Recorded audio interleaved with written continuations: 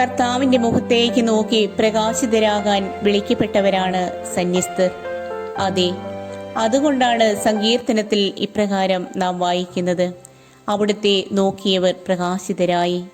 സ്നേഹത്തിന്റെ തിരുനാളവുമായി തെക്കൻ നാടായ മാർത്താണ്ഡം പ്രദേശത്ത് പ്രേക്ഷിത ദൗത്യത്തിനായി മിഷൻ പ്രവർത്തനത്തിനായി ഇറങ്ങിത്തിരിച്ച മേരി മക്കൾ സന്യാസിനി സമൂഹത്തിന്റെ സഹസ്ഥാപകയായ മദർ മേരി കല്ലറയ്ക്കലിന്റെ സ്വർഗപ്രവേശനത്തിന്റെ 39 വർഷങ്ങൾ പൂർത്തീകരിക്കുമ്പോൾ ആ പുണ്യവതിയുടെ ജീവിത വഴികളിലൂടെ നമുക്കൊന്ന് കടന്നു ചെല്ലാം.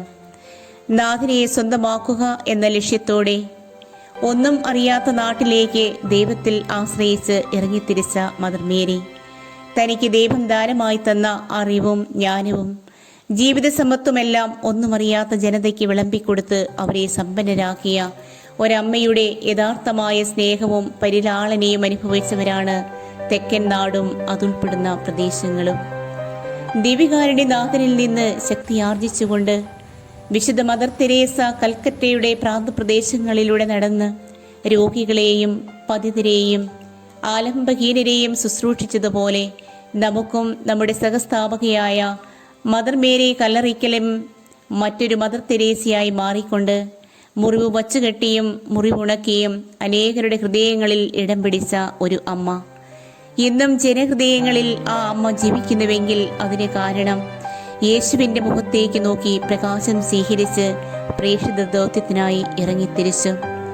ഇന്നിൻ്റെ കാലഘട്ടത്തിലെ മക്കളായ നമുക്കും ആ അമ്മയുടെ ചൈതന്യം കൈമുതലാക്കാം.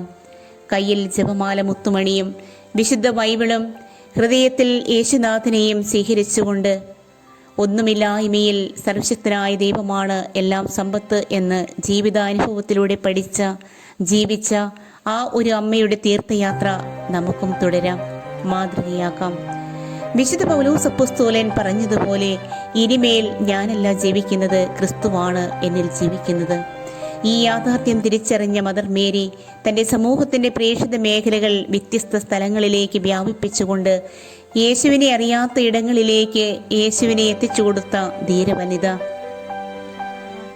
ആ അമ്മയുടെ പ്രേക്ഷിത ദൗത്യത്തിൻ്റെ വിവിധ ഭാഗങ്ങളിലാണ് നാം ഇന്ന് മിഷണറി ദൗത്യം നിറവേറ്റുന്നത്.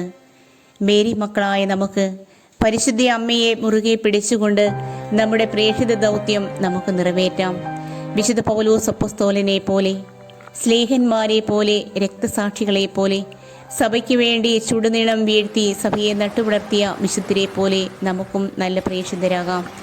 ഇന്നിൻ്റെ കാലഘട്ടത്തിലെ ശക്തരായ, ധീരരായ, നല്ല മാതൃകയുള്ള മിഷണറിമാരാകാം. നമ്മുടെ പ്രവർത്തനം, ജീവിത മാതൃക ഇവയെല്ലാം വരും തലമുറയ്ക്ക് ഒരു അടയാളമായിരിക്കട്ടെ, പ്രചോദനമായിരിക്കട്ടെ. സമരിയാക്കാരിയിൽ നിന്ന് സമരിയാക്കാരനിലേക്കുള്ള യാത്ര.